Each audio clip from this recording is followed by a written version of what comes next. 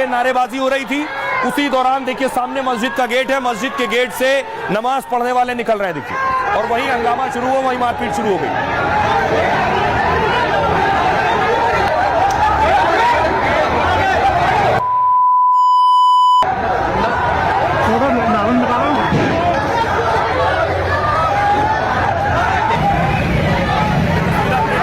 ये वो तस्वीर है, बाइक से लोग निकाल रहे हैं जश्न, और उसी वक्त देखिए सामने मस्जिद का दरवाजा है, वहां से लोग निकल रहे हैं, वो भी नारे लगा रहे हैं। सुनिए जरा।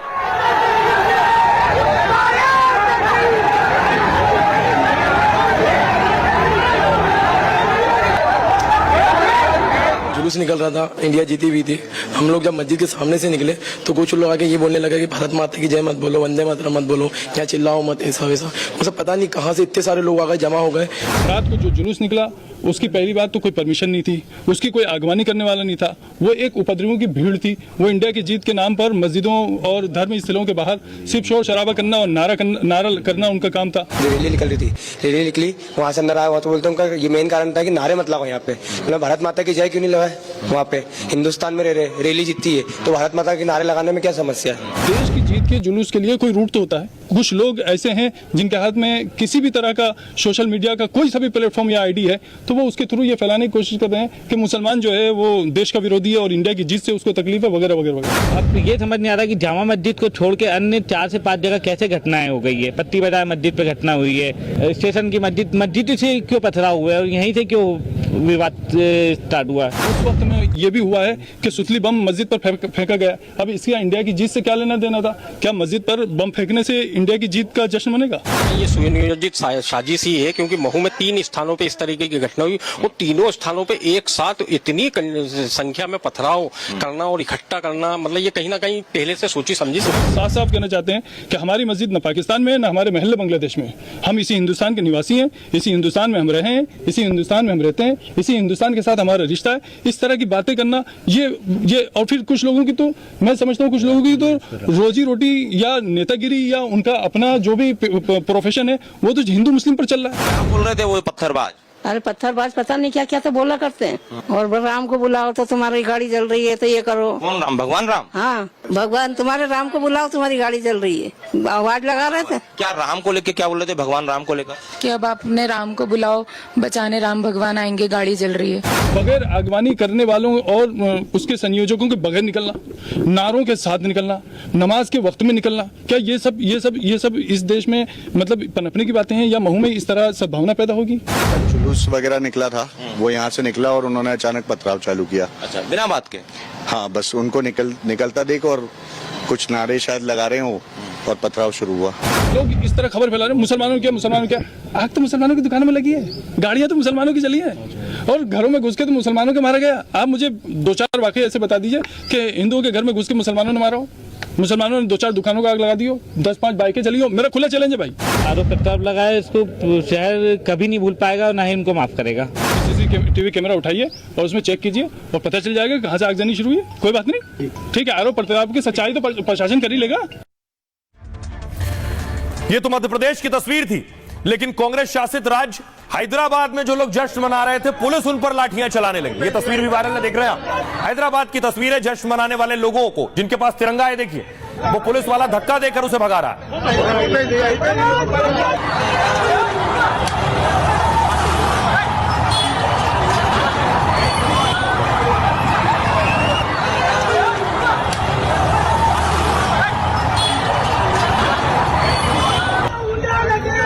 भारत में आप देख रहे हैं जश्न पर कहीं लाठी चली, कहीं पहरा है, लेकिन दुबई में देखिए जरा, दुबई में भारत की जीत के बाद किस तरह से लोग सेलिब्रेट कर रहे थे।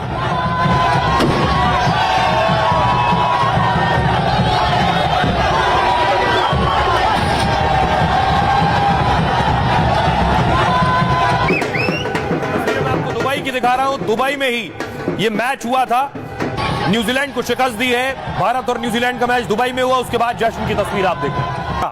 अब देखिए जरा पाकिस्तान के इस हरकत पर खुद पाकिस्तानी उन्हें घेर रहे हैं, क्या कह रहे हैं जरा वो देखिए। चैंपियंस ट्रॉफी फाइनल के बाद पाकिस्तान की बेइज्जती हो रही है। 2025 चैंपियंस ट्रॉफी का मेजबान पाकिस्तान था। पहले राउंड में हार कर पाकिस्तान पहले ही शर्मसार था, 29 साल बाद पाकिस्तान में कोई बड़ा टूर्नामेंट हो रहा था, भारत ने पाकिस्तान में मैच खेलने से इनकार कर दिया था। इस वजह से भारत के सारे मैच दुबई में आयोजित कराए गए।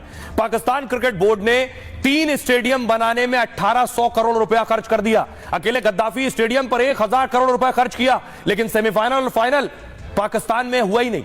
इससे पाकिस्तान को 200 करोड़ से ज्यादा का नुकसान हुआ है। अवार्ड सेरेमनी में पाकिस्तान का कोई प्रतिनिधि मौजूद नहीं था। पाक के क्रिकेटर भी पाकिस्तान क्रिकेट बोर्ड पर सवाल उठा रहे हैं। वसीम अकरम ने पीसीबी चेयरमैन मोहसिन नकवी का भी जिक्र किया है। उनका कहना है चेयरमैन साहब की तबीयत ठीक नहीं थी, लेकिन पीसीबी की तरफ से स्टेज पर कोई नहीं था। पाकिस्तान चैंपियंस ट्रॉफी का मेजबान था, इसलिए जो भी चेयरमैन साहब का प्रतिनिधित्व कर रहा था उन्हें वहां स्टेज पर होना चाहिए था। क्या उन्हें स्टेज पर नहीं बुलाया गया? शोएब अख्तर क्या कह रहे हैं? शोएब अख्तर कह रहे हैं हिंदुस्तान ने चैंपियंस ट्रॉफी जीत ली है, लेकिन मैंने एक अजीब चीज देखी है। पाकिस्तान चैंपियंस ट्रॉफी होस्ट कर रहा था, लेकिन उसका कोई भी नुमाइंदा। रोहित शर्मा के संन्यास को लेकर बहुत सवाल हो रहे थे कि चैंपियंस ट्रॉफी जीतने के बाद रोहित संन्यास ले लेंगे, क्या ऐसा है क्या? अगली तस्वीर में आपको दिखाऊं, रोहित शर्मा आ गए। तस्वीर आप देख रहे हैं, रोहित शर्मा जिस वक्त लैंड हुए हैं, दुबई से फ्लाइट लैंड हुई है। आप देख रहे हैं रोहित शर्मा पूरे सुरक्षा घेरे के बीच, और बाहर देखिए फैंस उनका इंतजार कर रहे हैं।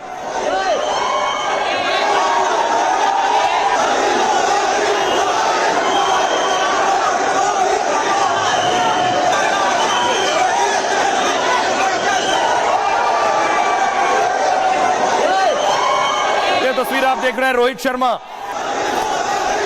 उनके साथ उनकी बेटी है उनके कंधे पर।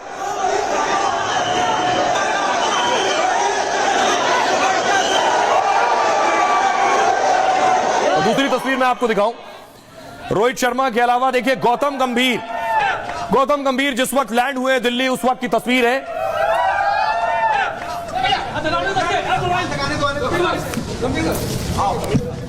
अब आइए आपको बताऊं, रोहित शर्मा से पूछा गया उनके संन्यास को लेकर, तो रोहित शर्मा अपने संन्यास पर क्या कह रहे हैं। चैंपियंस ट्रॉफी जीतने के बाद अफवाहों पर ब्रेक लगा है। रोहित ने वनडे से संन्यास की अटकलें खारिज कर दी हैं। चैंपियंस ट्रॉफी की शुरुआत से ही अटकलें लग रही थी कि टूर्नामेंट के समापन के बाद रोहित रिटायर हो सकते हैं। फाइनल मैच से पहले फिर अफवाह ने तूल पकड़ा। फाइनल में जीत के बाद रोहित ने इस पर चुप्पी तोड़ी है। रोहित ने कहा अभी रिटायरमेंट का कोई प्लान नहीं है। प्रेस कॉन्फ्रेंस में रिटायरमेंट को लेकर सवाल पूछा गया, रोहित ने कहा फ्यूचर का कोई प्लान नहीं है, जो हो रहा है वो चलता जाएगा। मैं वनडे फॉर्मेट से रिटायरमेंट नहीं ले रहा हूं। आगे से प्लीज अफवाहों को तूल मत दीजिएगा। फाइनल मैच में रोहित ने शानदार पारी खेली। रोहित के 76 रनों की बदौलत भारत ने ट्रॉफी जीती है। टूर्नामेंट के 4 मैचों में रोहित ने 104 रन बनाए थे। इससे रोहित को लेकर सवाल भी उठ रहे थे, लेकिन 76 रनों की पारी ने आलोचकों का मुंह बंद कर दिया। को लाभ मिलेगा। टेस्ट चैंपियनशिप में हार के बाद बीसीसीआई की इन खिलाड़ियों पर नजर थी। शमी, अक्षर पटेल समेत कई खिलाड़ियों को फायदा मिलेगा। बीसीसीआई भी जीत के बाद खिलाड़ियों पर पैसों की बारिश कर सकती है। आइए अब खबरों में आगे बढ़ते हैं। तो टीम इंडिया वापस दुबई से लौट आई है और उनका भव्य स्वागत भी हो रहा है। आज